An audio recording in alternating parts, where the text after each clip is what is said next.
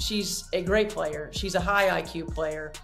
She adjusted really quickly to this league. Unbelievably quick to this league. And now it's about becoming not just a great player, but becoming a great leader for this team so that we can win not just a championship, but championships. And what does that look like? The gloves are off and Stephanie White isn't holding back. She's about to expose every single lie Sheryl Swoopes has been spreading about the Indiana Fever. And trust me, it's going to be huge. Swoopes is at it again, saying this in her latest podcast episode. Personally, here's why I think they didn't do a very good job. And that was with Kelsey Mitchell, who's an unrestricted free agent because Kelsey Mitchell had a hell of a season this season. And I don't think she got the credit that she deserves. From Kelsey Mitchell's importance to the team to Caitlin Clark's instant impact, White's setting the record straight. But that's not all. She's also giving us an inside look at the Fever's locker room that'll make you question and laugh at everything Swoopes has been saying. They're all hungry to grow and hungry to improve and hungry to be coached and hungry to win. And when you have three foundational players and you're your big three that have that mindset, have that mentality, and great things can happen. Let's rewind to the early part of this year. Sheryl Swoopes dropped her Legends perspective on Gil's Arena that had basketball fans puzzled. She claimed Caitlin Clark was in her 5th year at Iowa when Clark was actually in her. This was the season Clark was making history with her NCAA scoring record. Swoopes also predicted Clark's game wouldn't translate to the WNBA. But when Clark stepped onto the court for her rookie season with the Indiana Fever, she proved Swoopes wrong. Clark's freshman stats were impressive. 19.2 points, 5.7 rebounds, and a league-leading 8.4 assists per game. She won Rookie of the Year and made the All-WNBA first team. And she's hungry to grow and hungry to get better.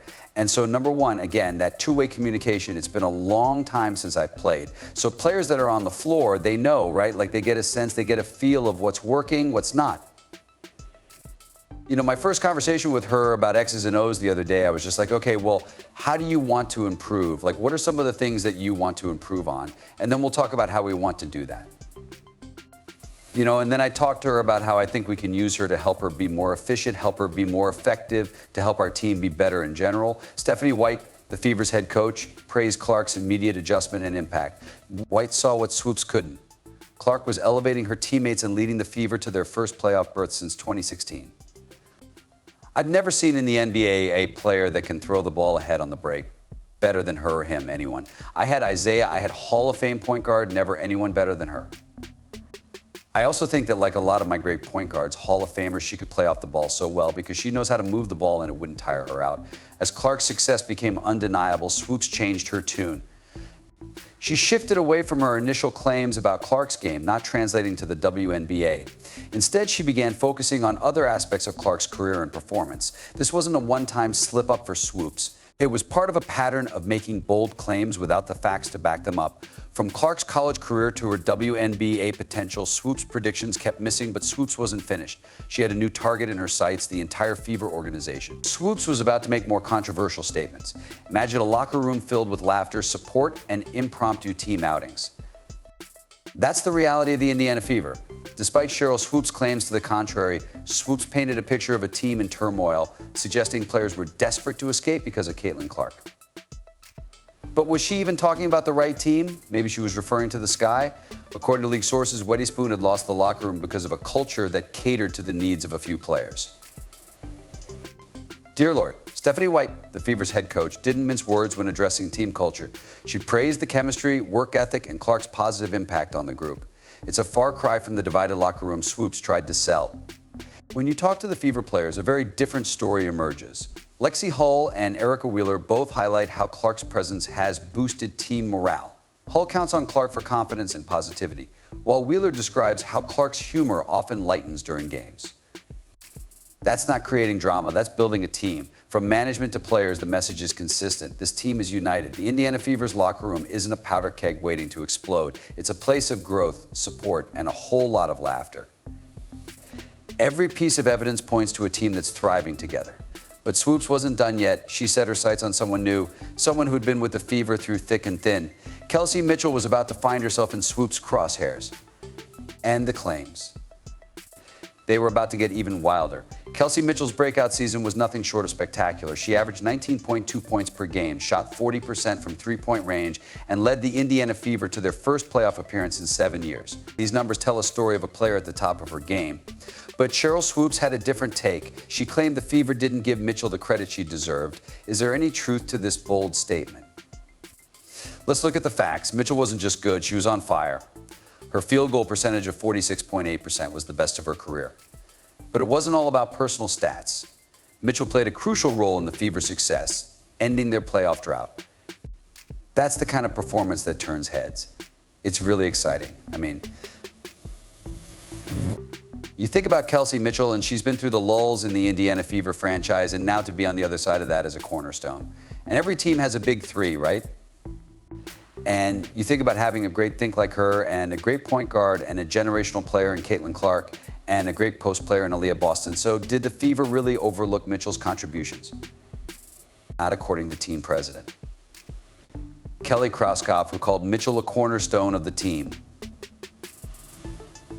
That's a clear message. Mitchell is key to the Fever's future. We wouldn't be where we are today without Kelsey Mitchell. I mean, she's clearly a very foundational piece.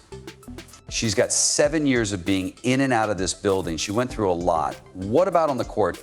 Did playing alongside rookie sensation Caitlin Clark overshadow Mitchell's brilliance? Quite the opposite. Analysts pointed out that Clark's league-leading assists actually boosted Mitchell's scoring opportunities. It was a case of two elevating each other's game. Mitchell herself seemed far from feeling underappreciated. She expressed deep gratitude towards the Fever organization and her teammates. This wasn't a player feeling neglected. This was an athlete who felt supported and valued. But I've always kind of flew under the radar. I've always kind of been that person or that player, very conservative, very introvert. So now I get to see the flip side of it. It's kind of funny. I can laugh about it because I know it's come from a genuine place, but I embrace it from a standpoint of like people not, guaranteed to see me playing out as they do. I just hope I do right by it, So what are we left with? A star player hitting her stride, a team recognizing her worth. And a narrative from Swoopes that just doesn't match reality. It's a reminder that sometimes the most dramatic stories are the ones that exist only in speculation. But Swoopes wasn't done yet. Just when you thought she'd exhausted her list of grievances, she turned her attention to another figure in the Fever organization. The departure of Christy Sides was about to become the next chapter in Swoopes' ongoing saga. And trust me, you won't believe what she had to say about it. If you've made it this far and are enjoying the video, don't forget to like, subscribe, and turn on all notifications. We know watching this video takes some of your time, and we appreciate you. Now back to the action. I think Christy did as good of a job as she could have. Managing all of the craziness, all of the hate Lynn mania, all of the hype, all of the media. It was just so much that came with that. Call me a conspiracy theorist, but it's not lost on me that the day after Christy Sides is let go is the day that Stephanie White stepped down from coaching in Connecticut. Christy Sides led the Fever to their first playoff berth in 7 years, but suddenly found herself out of a job. Sheryl Swoopes had a theory suggesting Sides was overwhelmed by the Caitlin mania and deserved more respect. But the Fever's official statements tell a different story. Kelly Krauskopf, the team's president, praised Sides for her tremendous dedication during her time as head coach. This doesn't sound like a team throwing someone under the bus, does it? I can't say anything bad about the job that Christy Sides and her staff did. I mean, she did everything she was hired to do, and then some, through a tough first year of Caitlin and all the attention and everything that went with that. I mean, I give them a lot of credit. So what really happened? Krauskopf made it clear it is imperative that we remain bold and assertive in the pursuit of our goals, which includes maximizing our talent and bringing another WNBA championship back to Indiana. Every piece of evidence points to a professional strategic decision. The Fever didn't just cut ties and move on. They publicly acknowledged Sides' contributions and emphasized how she worked hard to steer the team during a crucial phase. Christy Sides did a great job, and as we move forward, my thought process was how do we maximize what we have and how do we jump on this opportunity now? It wasn't about punishing failure, but positioning the team for even greater success in the future. Enter Stephanie White, Sides' replacement, with a history of success and the perfect fit to take the Fever to the next level. Trying to think outside the box. not be tunnel visioned in how we do things, putting players in positions to be successful, using what we have to our advantage instead of what we don't. And really trying to reverse engineer in some ways the way that I think about the game and the positions that we can put our teammates and our players in to be successful. So what's the real story? Behind sides leaving, it's a team making a tough but professional decision to pursue championship dreams. But with all these claims flying around, from locker room drama to coaching controversies, you've got to wonder, how did the team really feel about all this? Well, it turns out the Fever players had a few things to say, and their perspective might just put this whole saga to rest. Just when you thought the Fever drama couldn't get any more intense, Lexi Hull stepped up to the mic. As Caitlin Clark's teammate, Hull had a seat to everything happening in the locker room. And let me tell you, her perspective blew Sheryl Swoopes' claims right out of the water. Hull didn't hold back. She sees the game at a bigger scale, obviously, with the platform that she's created for herself, and then that's transitioned to the game. It's huge. And I think for me, especially as a point guard and as someone that's delivering a lot of the passes that lead to shots, if I miss, she's definitely going to say, "You got the next one." I can count on her for keeping me confident and positive. So, yeah, I think that just shows the player that she is and the leader she is as a point guard. She painted a picture of a team united, not divided. We play harder for each other because we know we've got each other's backs, she said. This wasn't just talk. Hull shared stories that showed just how tight-knit the Fever really were. Remember all that talk about Clark causing tension? Hull had something to say about that, too. She revealed that Clark's presence actually boosted team morale. "I can count on her for keeping me confident and positive," Hull shared. That's a far cry from the divisive figure Swoopes tried to portray, but it wasn't all serious business. Hull let us in on some of the lighter moments that defined the Fever season. Picture this: a tense practice, everyone's focused, and suddenly the music blares. There was one practice, Christy turns on loud music because I can't remember where we were going, but we knew the arena was going to be loud. And so she turns on this loud music, and Caitlin screams. She's like, "Can someone turn it off? It's giving me a migraine." And everyone's like, "What?" And Christy reacted and said, "What did you say?" And she repeated it.